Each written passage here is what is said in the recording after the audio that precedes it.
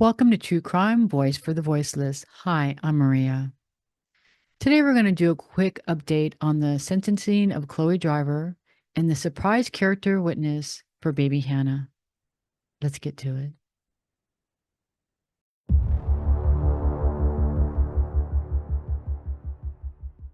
Okay, I'm going to give a quick recap of the trial and then I'm going to get right to the sentencing. So on December 8th of 2020 in Canton, Georgia, 24-year-old Chloe Driver allegedly took the life of her 13-month-old daughter, Hannah, stabbing her numerous times and then proceeding to stab herself. Now, unfortunately, baby Hannah did not make it. Now, in the trial, the defense asked for Chloe to be found not guilty by reasons of insanity. The only verdict in this case supported by the evidence to each and every count on that indictment is not guilty by reason of insanity to each and every count, because we have met the burden that we have that she could not distinguish right from wrong, and that she was overcome and overmastered by those delusional compulsions that in her mind justified that act. Thank you. The case went to the jurors late in the afternoon. They came back with a verdict the next day. It took them less than 4 hours.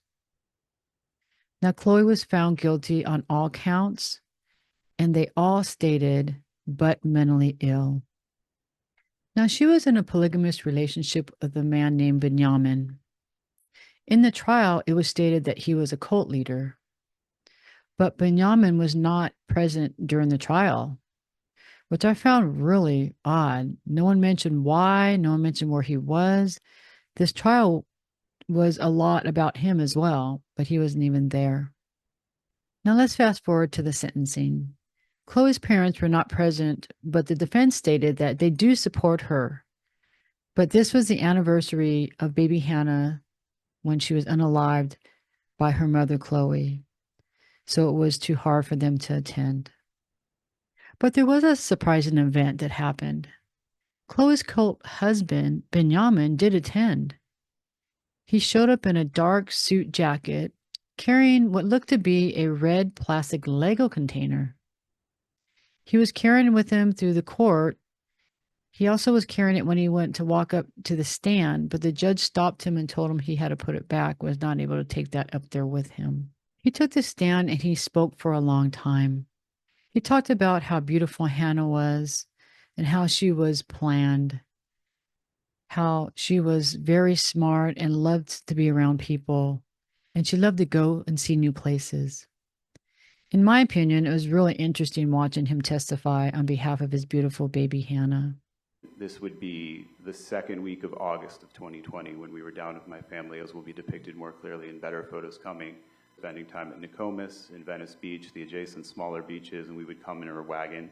And you can see what she's doing. See, she's not a passive baby. She would grab the handle of the wagon and look at me like it was the most fun thing to get and smile at Daddy at Dover, just to smile into my eyes and see. If you want to see her nature, that's her nature.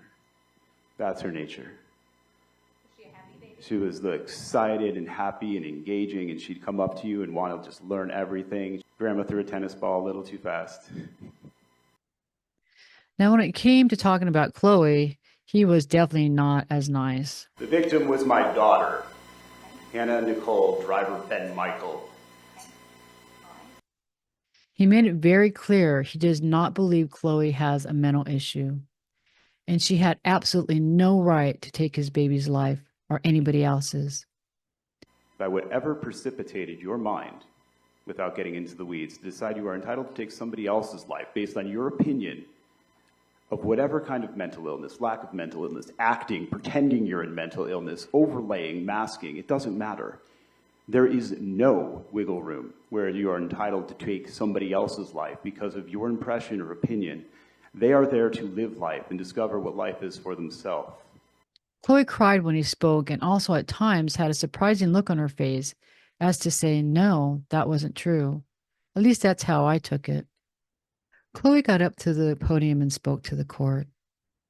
It was really interesting for me to see Chloe's defense attorney standing there with her arm around Chloe, and her face looked so sad.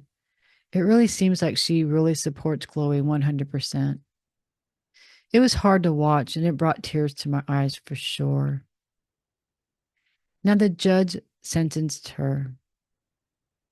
She gave her life in prison with the possibility of parole. But based on the evidence at trial and based on particularly the mental health testimony, the court will impose the following sentence as to count 1, malice murder, life in prison with the possibility of parole. Now, what are your thoughts of the Benyamin testimony? Please don't forget to like and subscribe if you liked the video. And please stay tuned for the featured missing person at the end of this video.